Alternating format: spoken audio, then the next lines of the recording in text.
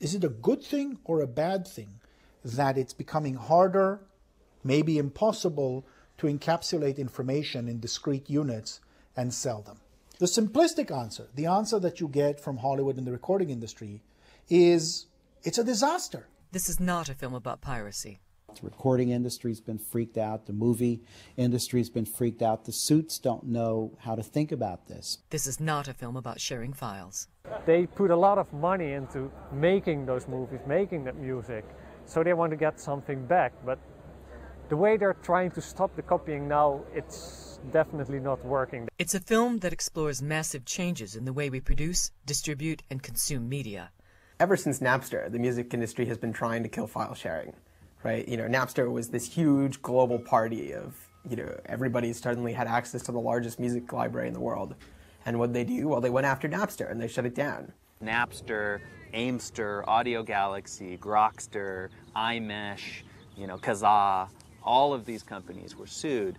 And in the end, essentially, the entertainment industry succeeded in driving that technology out of the mainstream commercial field. The industry's turned to suing individuals, hundreds of individuals, ultimately thousands, now tens of thousands of individuals, for downloading music without permission. Existing players are trying to make certain things happen that, in retrospect, will seem kind of barbaric.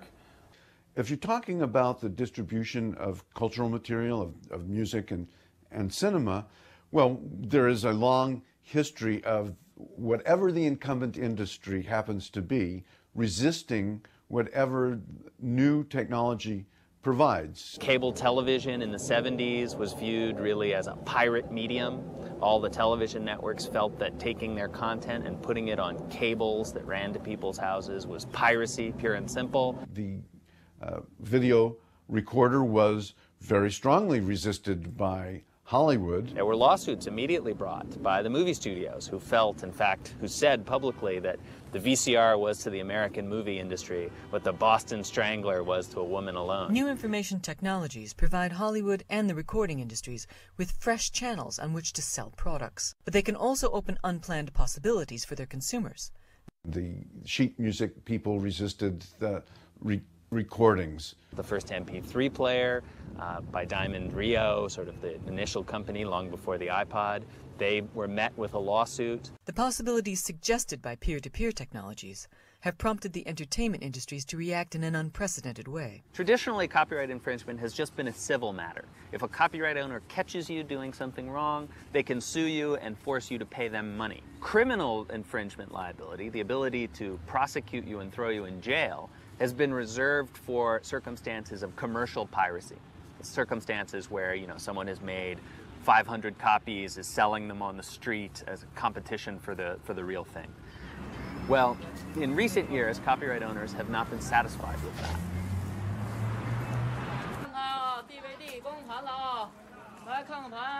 They have wanted to reach out and have criminal recourse against people who are engaged in non-commercial activities.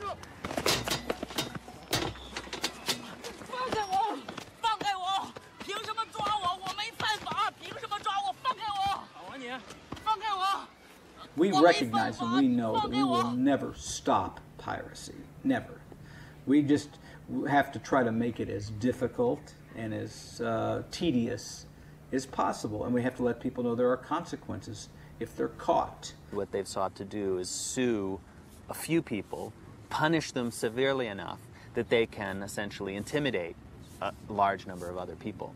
It's really as though they decided to intimidate the village, they would just chop off the heads of a few villagers, mount those heads on pikes as a warning to everyone else. The fact that the DVD writer is the new weapon of mass destruction in the world is primarily for the fact that a $50 billion film can be reproduced at the cost of, let's say, 10 or 15 cents. There is a fantastic quote by Mark Getty, who is the owner of Getty Images, which is a huge corporate image database, and he's one of the largest intellectual proprietors in the world. He once said, intellectual property is the oil of the 21st century. It's a fantastic quote. You can condense it to one word, that is war. He declared war with that, saying, we will fight for this stuff, these completely hallucinatory rights to images, ideas, texts, thoughts, inventions, just as we're fighting now for access to natural resources. He declared war. Strange kind of war. I would take it serious, but it's ridiculous and serious at the same time. This is not the first war that has been fought over the production, reproduction, and distribution of information. People like to see the contemporary and the digital era as some kind of a unique break. And I think the important point to make here is not to see it as a unique break, but really to see it as a moment which accelerates things that have already happened in the past. Before the arrival of the printing press in Europe in the 1500s, information was highly scarce and relatively easy to control. For thousands of years, the scribal culture really handpicked the people who were given this code to transmit knowledge across time and space. It's an economy of scarcity that you're dealing with. People are starved, in a sense, for more books. There are images from the 16th century of books that were chained and had to be guarded by armed guards outside a heavy, heavy door, because it is very, very dangerous for people to have access to that. Print brought with it a new abundance of information, threatening the control over ideas that had come with scarcity. Daniel Defoe tells of Gutenberg's partner Johann Fust arriving in 15th century Paris with a wagon load of printed Bibles. When the Bibles were examined and the exact similarity of each book was discovered, the Parisians set upon Fust, accusing him of black magic. About to change everything, this new communications technology was seen as the unholy work of the devil.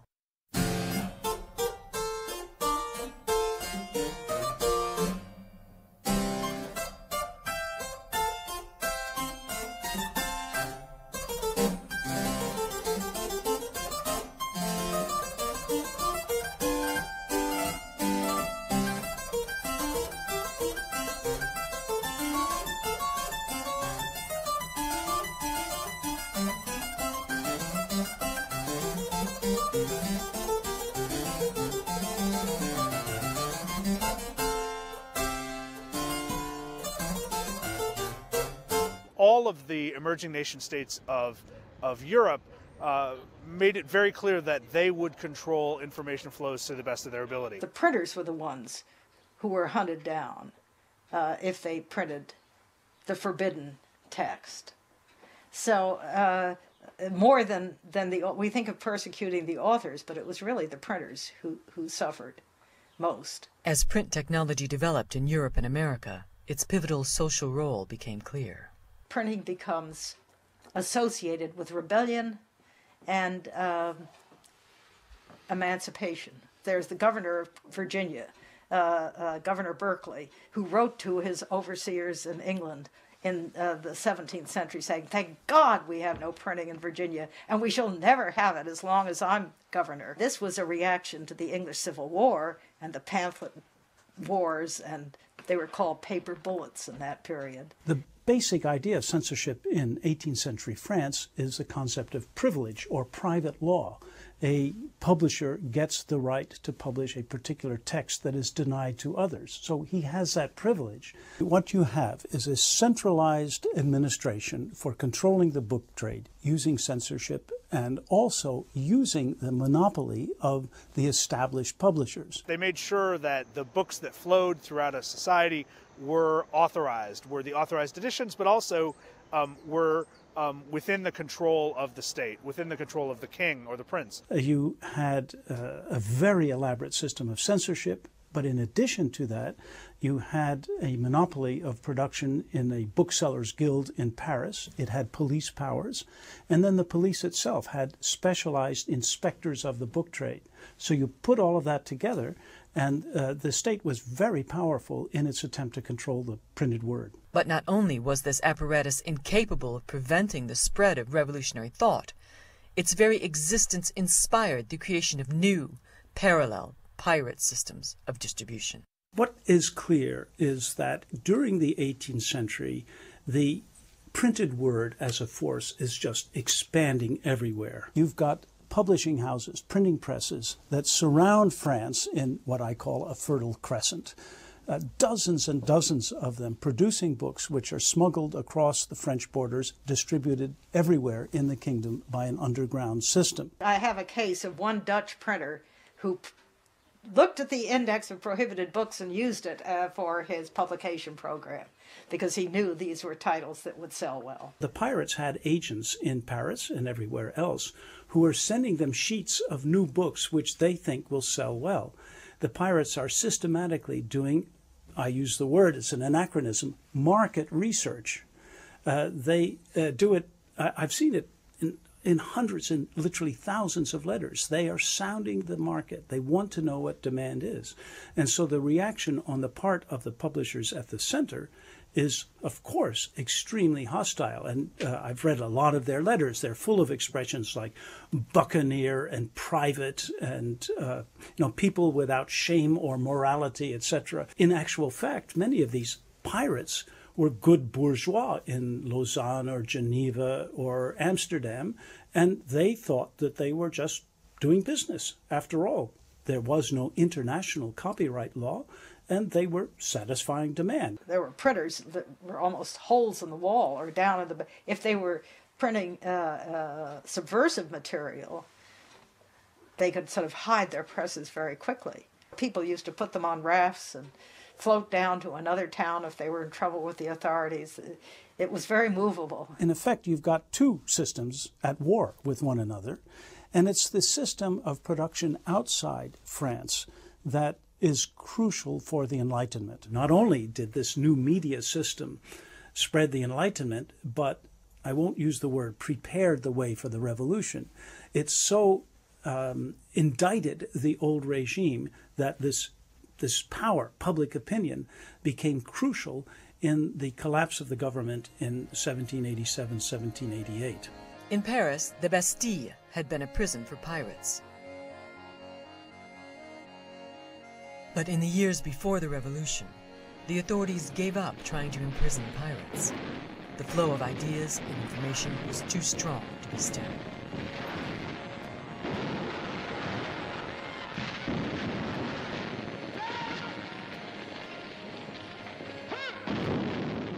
And I think that's the dramatic change that was affected by the printing revolution, where all of a sudden the emergence of a new reading public, the emergence of an undisciplined reading public, which were not subject to the same norms of reading or the same norms of our relation to knowledge as it was in the past, was the dramatic shift. The fundamental urge to copy has nothing to do with technology.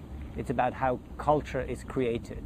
But technology, of course, changes what we can copy, how quickly we can copy, and how we can share it. What happens when a copying mechanism is invented? And you can take the printing press or you can take BitTorrent. It shapes people's habits. It gives people completely new ideas how they could work together, how they could share, what they could relate to, what their lives could be. There's no way that an absolutist political system can totally suppress the spread of information. New media adapt themselves to these circumstances, and often they can become even more effective because of the repression. Why should improvements in our capacity to copy be linked to social change?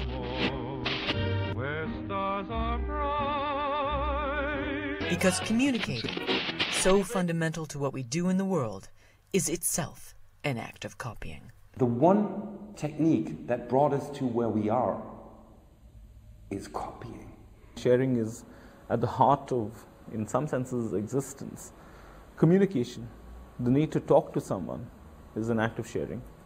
The need to listen to someone is an act of sharing. Why do we share culture? Why do we share language? Because we imitate each other. This is how we learn to speak. This is how a baby learns. This is how new things come into society and spread through society. Basically, what keeps us together is that we copy from each other. When the spoken word was our only means of communication, we traveled far and wide to deliver it to others. Later, as we began to communicate in written form, armies of scribes multiplied our ideas. Our urge to communicate is so strong that we have always pushed the tools available to us to the limit, then gone beyond them, creating new technologies that reproduce our ideas on previously unimaginable scales.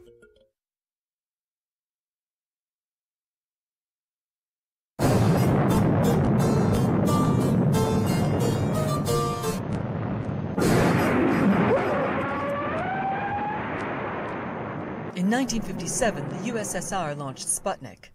In response, the American government authorized massive blue sky spending on science and technology, overseen by a new Advanced Research Projects Agency.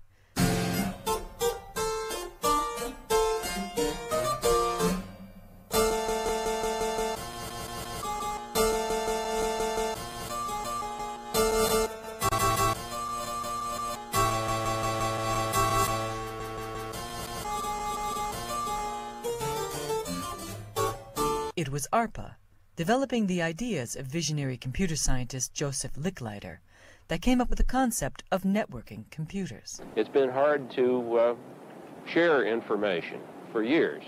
The printing press, of course, was the great step into sharing information, and we have been needing for a long time some better way to distribute information than to carry it about.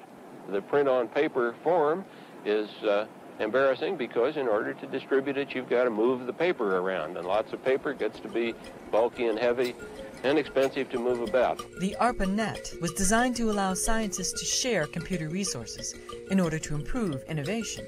To make this vision work, ARPANET had to allow each machine on the network to reproduce and relay the information sent by any other. A network in which peers shared resources equally was part of a massive shift from the corporate and commercial communication systems of the past, in which messages radiated from a central point or down through a hierarchy. There was no center, and no machine was more important than another.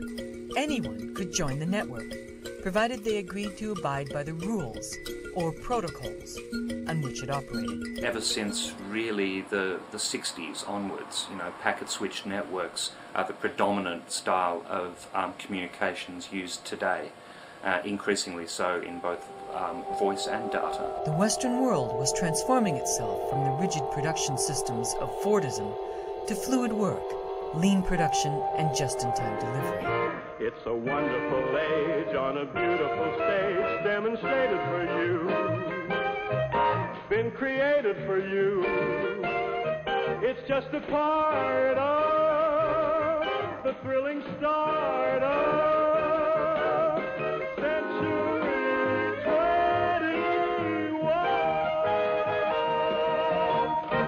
A post-centralized, friction-free economy needed a communications system just like this. We didn't build in the 1970s networks of hierarchs.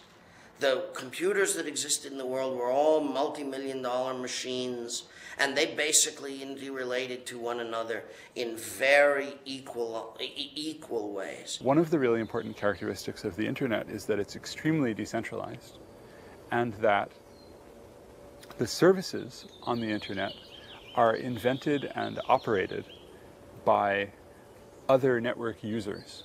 You know, the network is built so that there's nobody in charge, that everybody has control over their own communications. In relying on the internet, society was bringing into its very center a machine whose primary function was the reproduction and distribution of information. It's an inherent function of the networks that we use today that this data is stored and copied, stored and copied. Normally transient, normally very fast, in milliseconds, microseconds.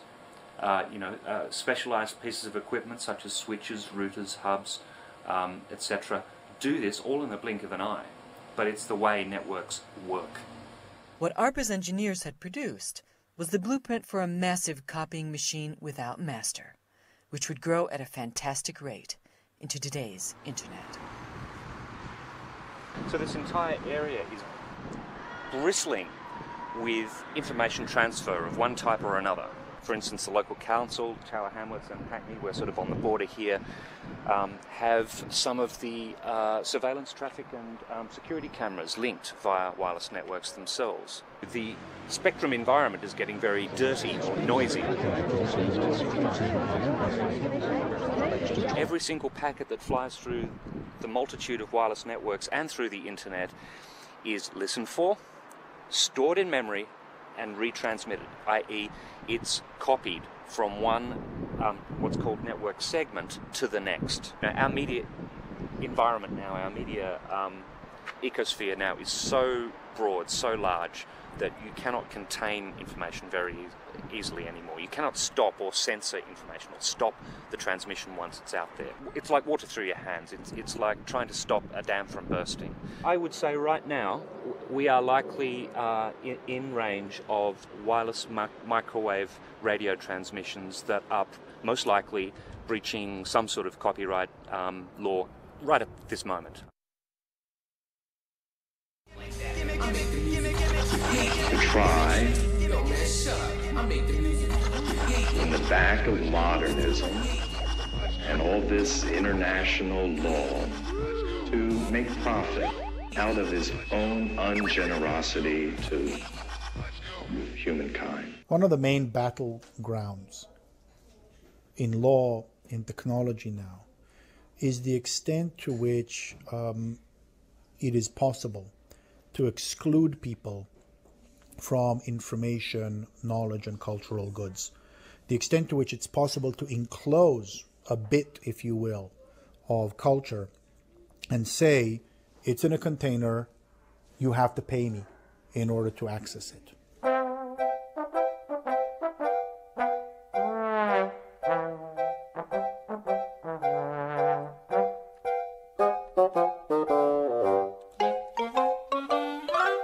You can make something property if you can build a fence for it. You can enclose something if you can build a wall around it. In the American West, the rangeland was free and all could graze it because it was too expensive to fence it. Barbed wire changed that and you could turn it into property. Culture came in these boxes. Control came naturally as part of the process of the existence of the medium itself. There's a thing, a book, a record, a film, that you can hold on to and not give somebody else, or you can give it to them. And the whole payment system was built around, do I give you this unit of information or don't I give it to you? And that was how the whole model of copyright was built from the book on up.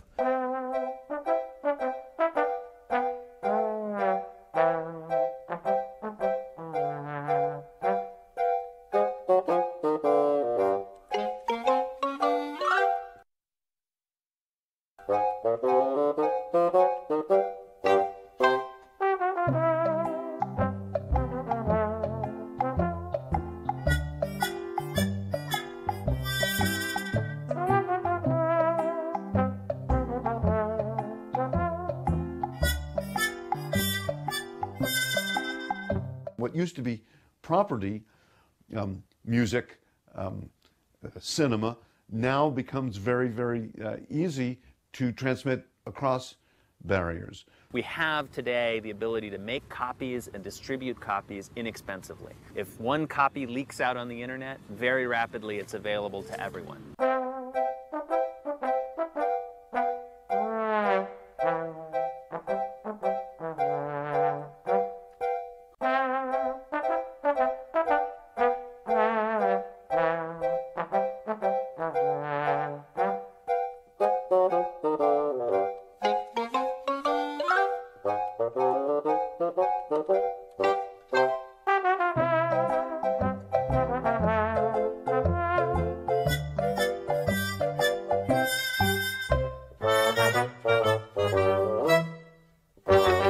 One can always try to create artificial boundaries, technological boundaries, which prevent us from sharing files, prevent us from sharing music, etc. But how do you create a wall or a boundary against the very basic desire of sharing? I think the war on piracy is failing for social reasons. People like to communicate. People like to share things. People like to transform things. And technology makes it so easy that there's no way of stopping it. The new generation is just copying stuff out of the internet. It's the way they got brought up. They started with Napster or whatever. Music is free to them. They don't consider music being something you pay for. They pay for clothes, they pay for stuff they can touch. Intellectual property is, what the fuck is that? I've never bought a piece of music in my life. We don't think it's illegal because everyone's doing it. We can't really be blamed for just downloading something that's already on the internet. People think it's legal because it's like copying like without the copyright or something. If it's a crime, why put it on there? So whether you're using a sort of long lost peer-to-peer system like the original Napster, or you're using Nutella, or you're using BitTorrent, the principle here is that you are actually engaging in internet communication as it was originally designed. You are able to serve content as well as consume. Especially after the Napster lawsuit, we saw an emergence of a lot of more decentralized file sharing services. Computer programs that people could run on their own computers that would make them part of the network without having any one place where there's a master list or a master coordination. What this means is that, in fighting file sharing, the entertainment industry is fighting the fundamental structure of the internet. Short of redesigning and re-engineering either the internet or the devices we use to interact with the internet, there's nothing that Hollywood or Washington or Brussels or Geneva can do anything about. They shattered Napster into millions of little pieces spread across computers all around the globe. And now, if you want to shut it down, you have to track down every single one of them and turn it off. And they just can't do that. They send out letters every month trying to shut down a couple here and there, but it just doesn't work. There are just too many. It's out of the bag now. Once it's that far distributed, it's really going to be hopeless. You can sue people forever. You can sue a handful of college students, university students in the United States. You can sue the investors of Napster, in Napster. You can sue the company that provided the software for Kazaa, but it doesn't shut anything down. We recognize and we know that we will never stop piracy. Kazaa lost a big case in the United States in the Supreme Court. Kazaa and Grokster and a set of other companies. So those companies no longer operate, but the network still works. In other words, the interface is still installed on millions of computers and people still use them. Never stop piracy. The music industry, if they want to stop file sharing, there's no central computer for them to go to and shut it down. They have to go all the way to the ends of every wire. They have to snip all the cords across the globe. So when the Pirate Bay got shut down last year and during the raid, Amsterdam Information Exchange, AMSIX, reported that 35% of all the European internet traffic just vanished in a couple of hours. The files have been shared. There's no way back. You can't. It's not about shutting down BitTorrent. It would be about confiscating everyone's hard drives. The files are out there. They have been downloaded. They're down. There's no up anymore. They're all down. Never, never, never. There's nobody you can go to and say, shut down the file sharing. The internet's just not built that way. We're surrounded by images. Every day, everywhere. There's nothing you can do about it. But the problem with these images is that they're not yours. People's lives are determined by images that they have no rights to whatsoever. And let's say it's a very unfortunate situation. There's this work of mine that people have described as a series of unattainable women. In fact, it's a series of unattainable images. The one last mission of cinema is to make sure that images are not seen. That's why we have DRM, copy protection, rights management, region coding, all that stuff. But if an image is seen, then it tells you one thing. It's not your image, it's their image. It's none of your business. Don't copy it, don't modify it, just forget about it. You can't just say, hey, it's just the movies. It is reality. It's a very specific reality of properties. Radio, television, newspapers, film. At the heart of all of them, there is a very clear distinction between the producer and the consumer. And the idea was a very, very static one, that here is a technology that allows me to communicate to you, but it's not really a conversation that one has in mind. It used to be if you had a radio station or television station or a printing press, you could broadcast your views to a very large number of people at quite a bit of expense, and a fairly small percentage of the population was able to do that. The materials were produced by some set of professional commercial producers who then controlled the experience and located individuals at the passive receiving end of the cultural conversation. I'm John Wayne. We believe in many things, but I'm John Wayne. If you wanted to change the way the television broadcast network works, good luck. You're going to have to get the majority of the shareholders to agree with you, or you're going to have to replace some very expensive equipment. In the world of that universe where you needed to get distribution, there were gatekeepers that stood in your way. I know that there's gatekeepers out there at every level, by the way. Certainly production, funding, exhibition, they can get fucked as far as I'm concerned. You would need to satisfy the lawyer for the network or the lawyer for the television station or radio station that what you've done is legal and cleared and permissions have been obtained and probably insurance has been obtained before you could get into the channels of mass media communication. The number of people who could actively speak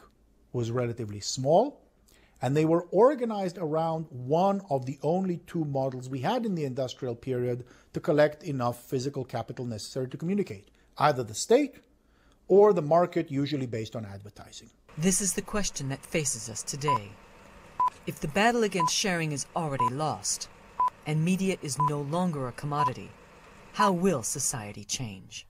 Those whose permission was required are resisting this transition, because control is a good thing to get if you can get it. The control that used to reside in the very making of the artifacts is up for grabs. Should we expect changes as massive as those of the printing press? There's plenty of people who are watching the worst kind of soap opera right now, over the planet, and I can't save them, as hard as I've tried, I can't save them. But do we need saving? Will there still be a mass-produced and mass-oriented media from which to save us? Music didn't begin with the phonograph, and it won't end with the peer-to-peer network. Chipmunk, circular, fucky, ice kid, Little D, SQP. We up K, we up suits all day long, it's nothing. We up just, we up Nats, everyone. Alright, listen. And I couldn't give a shit if you're older. This younger's way older. Give it 10 years, then I'ma be known as a veteran older. I swear down, you'll stay colder. So don't try and tell me you're older. You can be older, I'll be more music. Mixtape promos, everything's out there. So don't try and tell me I don't do this. The panic of the movie industry and the music industry is that people could actually start to produce, and that file-sharing networks, file-sharing technology enables them to produce stuff. I do this, I'm colder, better than most that are older. I take out any that are younger. Listen me, are you dumb? You're an idiot. You'll never get this chip off your shoulder. This kid's colder than you were when you were this age. You're holding up a contest with this page. Please don't play. Wiley Dunn said that playtime's over. Playtime's over. Playtime's over. Since year 6 I've been a playground soldier. Them days were Liverpool and Liverpool G, but now everything is colder. Now it's content roads and everything. Mixtape promos, everything. Won't you name your favorite MC? I write the 60, make him look like anything. People have lamented much the death of the author. What we're witnessing now is far beyond. It's the becoming producer of former consumers. And that suggests a new economic model for society. Why? Because I'm going on show. I'm in fast, you're going on show. Like your TV out for the ratings, but my TV out for the dough. In the air, that show. Hey, what we're going on show? So you put man pay me a bill, no less. I put the vibe to run down the show. No. It's not so much the fact that the Phantom Menace is downloaded 500 times or 600 times, etc. Yeah, of course there is, an imaginary specter of economic loss that informs that. But the real battle or the real threat lies in a shift in the ways that we think of the possibilities of ourselves as creators and not merely as consumers.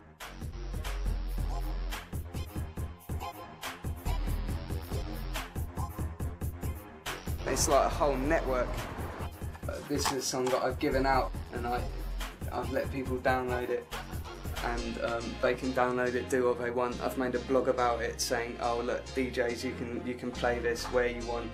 Like, there's this guy in Brooklyn, and he's just done a remix of it, just like, it's totally different to what I thought, but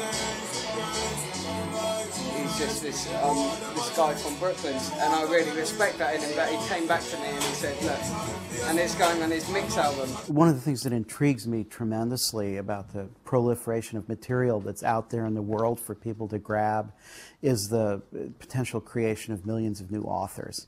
Thanks to the internet, thanks to digital technologies, the gatekeepers have really been removed. People can take more of their cultural environment, make it their own, use it as found materials to put together their own expressions, do their own research, create their own communications, create their own communities when they need collaboration with others, rather than relying on a limited set of existing institutions or on a set of materials that they're not allowed to use without going and asking, please, may I use this? Please, may I create? Basically, in terms of samples, not many people go out of their way to clear samples. Then right about now, like, I've got the things on the fruity slicer, like it's on different keys, so it's just different parts of the sample. Like, it's just some Turkish tune I don't even know who's by. Like, it's just some random sample.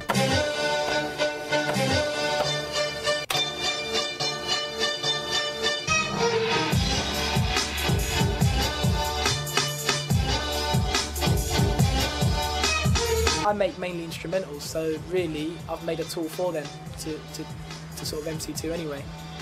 It's good that people are ruthless enough to use another person's tune and record themselves like spitting bars over it.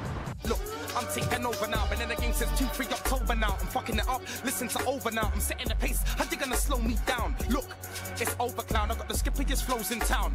Plus, you niggas can't fuck with my wordplay. I switch it back, DJ, bring it back. Why? Sometimes you get the big artists freestyle on your stuff and you just sort of put it out there on their CDs and you don't even know about it. We live in this world in which absolute abundance of information is an everyday fact for a lot of us, and this means we have a certain attitude towards the idea of information as property. It's like you've heard. Sharing it is in our blood. So the struggle to hold on to knowledge and creativity as a commodity, by force, it's going to be met by our strong urge to share, copy, and cooperate. Kids, if they sample my music to make the music, that would be another good thing as well. I would like that as well. I want them to do that. Like, if I made an old tune, take a bit from it, drop something over it, and make it music, make it big. If you can do that, do that. When you put primary materials in the hands of ordinary citizens, really, really interesting things can happen. I ain't no musician. Like, I just know how to make things sound good. I want to make people realize their own value. I want them to realize that they are the masters of their own content, that they create something, they can share it. If someone else created something, they can contribute, they can help, they can get it and use it the way it's supposed to be. So it's a terrorism of the mind that actually sustains concepts like intellectual property. It's a terrorism that's grounded on an idea of a brutal repression of that which is actually possible. If everything is juicy generated, it also means that you have to create something in order to be part of the society. I think one of the things that we are seeing coming out is a culture where things are produced because people care about it, and not necessarily because they hope other people will buy it. So what we will see is things made by the people for themselves. I don't think I know a person who just listens to it and doesn't try and get involved in some way by producing or something. You know, all of these things that are taking the copyright industry totally by surprise, and they're scrambling with and not able to deal with, you know, for the next generation. It's just part of the media landscape. They're natives. They're natives in that media landscape, absolutely. And they're not alone. I think of myself as a pirate. You're a pirate too. Yeah, I'm a pirate. I'm a pirate. I'm a pirate. I'm proud because I get my music free, so it's alright. I'm proud. I think we need to have a broad conversation. That's probably going to be an international conversation where people who make things and people who use things, I'm talking about cultural works, sit together and think about what kinds of rules best serve these interests. I don't know that we're going to agree, but I think we need to ask a little bit more about utopia. We need to really figure out what kind of a world we'd like to live in, and then try to craft regulations to match that. Being reactive doesn't cut it. The future isn't clear for sure, but that's why we're here. We're trying to form the future. We're trying to make it the way we want it, but obviously most people want it to be. And that's why we're doing this. Let's build a world that we're actually going to be proud of, not just a profitable world for a few very large media companies. Making money is not the point with culture or media.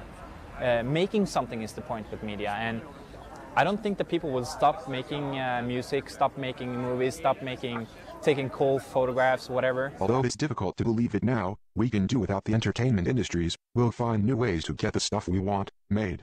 We want a world in which we can share, work together, and find new ways to support each other while we're doing it. This is the world we're trying to bring into being. A force like this, a power like this, zillions of people connected, sharing data, sharing their work, sharing the work of others. This situation is unprecedented in human history, and it is a force that will not be stopped. People always ask us, who are the League of Noble Peers? And we tell them, you are, I am, even your bank manager is. That's why I'm a vague blur. It's kind of like, insert yourself here. Because we all produce information now. We all reproduce information. We all distribute it. We can't stop ourselves. It's like breathing. We'll do it as long as we're alive, and when we stop doing it, we'll be dead.